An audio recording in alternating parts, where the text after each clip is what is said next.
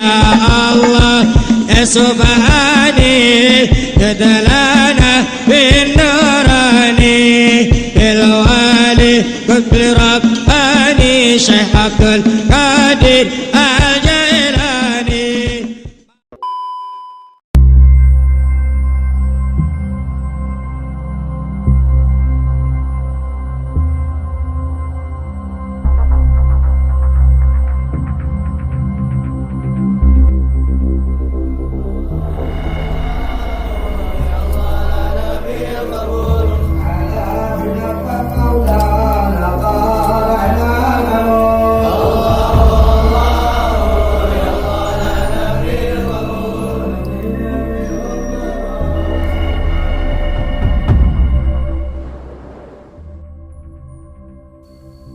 Assalamualaikum warahmatullahi wabarakatuh. Sahabat keramat wali, di video kali ini kita akan membahas 4 karomah Habib Kuncung. Para penyiar agama Islam zaman dahulu dipercaya memiliki karomah atau kejadian di luar nalar manusia. Demikian pula dengan Habib Ahmad bin Alwi Al-Haddad atau disebut dengan Habib Kuncung. Sejumlah karomah ini berasal dari turun-temurun keluarga Habib yang didengar oleh Kodim, penjaga dan pengurus makam Habib Kuncung, Muhammad Bagus Hidayatullah. Ia bercerita bahwa kisah karomah yang paling populer dikenal oleh masyarakat luas adalah kisah kereta api. Kisah itu berawal saat Habib Kuncung hendak ke Bogor menggunakan kereta api. Saat itu, kebanyakan penumpang di dalam kereta berasal dari bangsawan Eropa. Namun begitu, ketika Habib Kuncung hendak menaiki ruangan kereta tersebut, seorang kondektur menegur dan melarangnya untuk naik.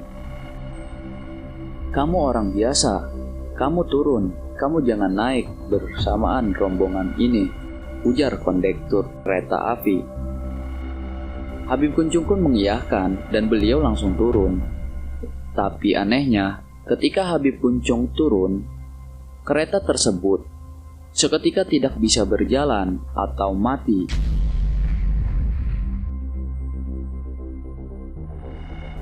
Pihak kereta sampai mendatangkan mekanik terbaiknya untuk melihat kerusakan di dalam kereta tersebut.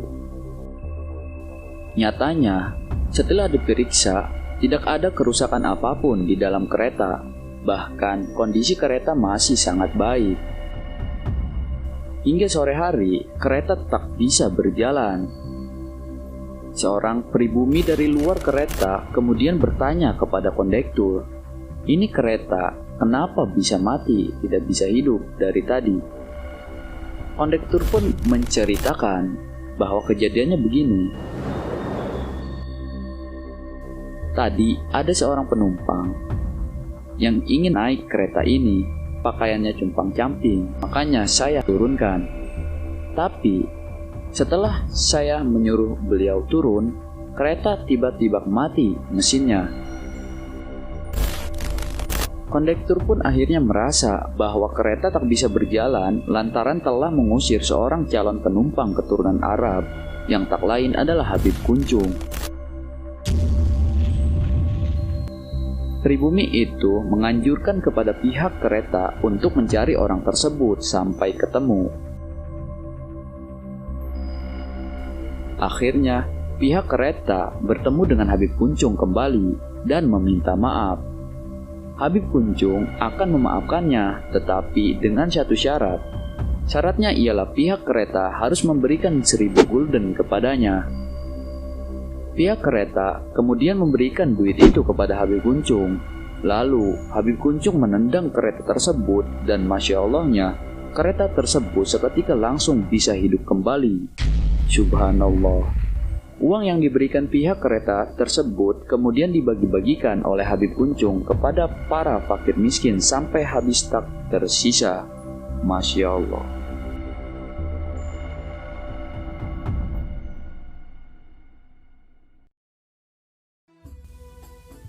Karomah yang kedua, makan di tengah puasa. Ada lagi kisah Habib Kuncung tatkala makan di bulan puasa. Seorang marbot masjid yang melihat Habib Kuncung makan di siang hari lantas menanyakan kepada gurunya, Habib Abdullah bin Muhsin Al-Atas, "Bib, afwan, minta maaf.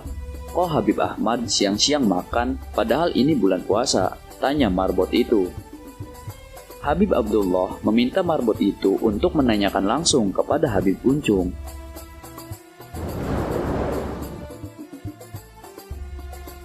Ketika marbotnya itu bertanya kepada Habib Kuncung, ia hanya tersenyum, kemudian membukakan mulutnya.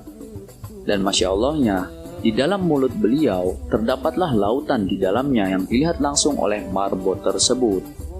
Dan beliau ini ternyata sedang memberi makan ikan. Masya Allah. Sontaklah marbot tersebut meminta barokah langsung kepada Habib Kuncung. Karomah yang ketiga, tukang delman. Habib Kuncung merupakan sosok yang gemar membantu orang yang kesusahan. Salah satu orang yang pernah dibantunya adalah seorang kusir delman. Pernah suatu saat, ada seorang kusir delman di masa Hindia Belanda, sejak pagi sampai sore tak mendapatkan penumpang. Ia menawarkan kepada Habib Kuncung yang datang untuk berkeliling dengan delmannya. Ia menawari Habib Kuncung menaiki delman itu diajak berputar-putar. Dalam perjalanan, kusir delman itu mengeluh kepada Habib Kuncung karena seharian sepi penumpang. Habib pun mendengarnya meminta kusir tersebut untuk bersabar. Setelah diajak berkeliling, Habib Kuncung memberikan sejumlah uang, tetapi ditolak oleh kusir itu. Kusir itu ikhlas mengajak Habib berkeliling dengan delmannya. Keesokan harinya, ada seorang noni Belanda dan suaminya menaiki delman itu. Ketika turun, koper penumpang itu ketinggalan. Kusir itu pun bingung mau dikasih kemana. Akhirnya seharian penuh nggak ada itu koper yang nyari. Koper itu lalu dibuka di rumah si kusir tersebut. Dan ternyata isinya adalah duit yang sangat banyak. Masya Allah. Karomah yang keempat, kalimah berlapaskan Allah. Suatu ketika, seorang marbot masjid melihat Habib Kuncung sedang bermain suling. Ia kemudian menegur Habib Kuncung, lalu Habib pun hanya tersenyum saja. Ia yang merasa heran menanyakan kepada gurunya Habib Abdullah bin Muhsin Al-Atas, "Bib, kok itu Habib Ahmad, Habib Kuncung main suling sih di dalam masjid?" Habib Abdullah meminta marbot itu melihat lebih dekat Habib Kuncung saat bermain suling. Habib Abdullah kemudian menunjukkan kepada marbot apa yang keluar dari suling itu. Dan ketika marbot itu dibukakan penglihatannya oleh Habib Abdullah, keluar dari suling itu ternyata kalimat La ilaha illallah. Akhirnya marbotnya pingsan melihat itu seketika. Masya Allah. Bagus melanjutkan bahwa cerita ini merupakan turun-temurun dari keluarga Habib Kuncung. Banyaklah cerita-cerita lainnya tentang para habaib. Ini cerita turun-temurun sampai kita dengar sendiri, ujar Bagus, juru kunci makam Habib Kuncung. Nah, begitulah 4 kisah karomah Habib Kuncung, yang mana beliau merupakan salah satu zuriat Rasulullah SAW. Sekian dari kami, tunggu video sejarah dan keramat para wali selanjutnya dari kami. Wassalamualaikum warahmatullahi wabarakatuh.